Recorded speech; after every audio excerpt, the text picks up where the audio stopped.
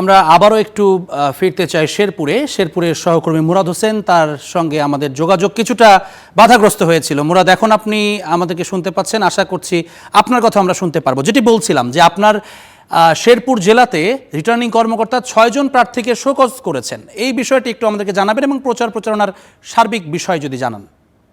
ধন্যবাদ। সীমান্তবর্তী জেলা শেরপুরে ৩টি সংসদীয় আসন রয়েছে। এই ৩টি সংসদীয় আসনে কিন্তু বিএনপি, জামাত এবং কি স্বতন্ত্র প্রার্থী ও সমাজতান্ত্রিক দলের মোট ১৬ জন প্রার্থী কিন্তু প্রতিদ্বন্দ্বিতা করছে।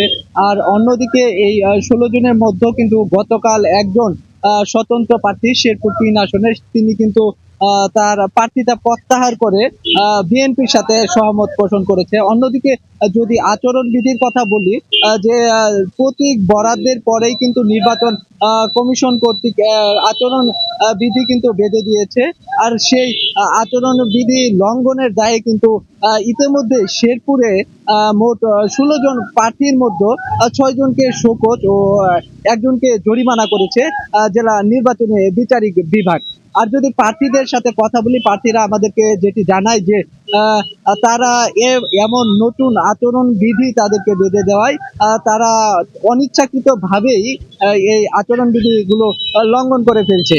আর অন্যদিকে যে রিটার্নিং কর্মকর্তার কাছে জানতে চাইলে তিনি জানায় আমাদের যে আমরা প্রার্থীদেরকে বারবার সতর্ক করছি এবং কি এই আচরণ বিধি সম্পর্কে তাদেরকে অবহিত করছি।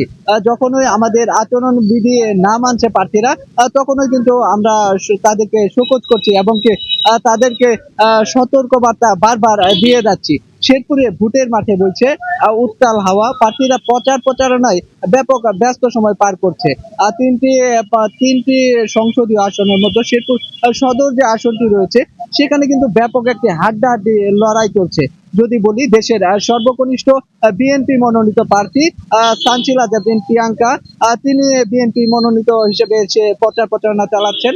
আর অন্যদিকে বাংলাদেশ ছাত্র শিবিরের সাবেক সভাপতি হাফেজ রাশেদুল ইসলাম, তিনি কিন্তু সর্বোচ্চ প্রচারণা চালাচ্ছেন। অন্যদিকে স্বতন্ত্র যে প্রার্থী রয়েছে শফিকুল ইসলাম মাসুদ, তিনারও কিন্তু কোন অংশে কম নয়। এই ছিল শেরপুরের সর্বশেষ পরিস্থিতি। ধন্যবাদ মুরাদ।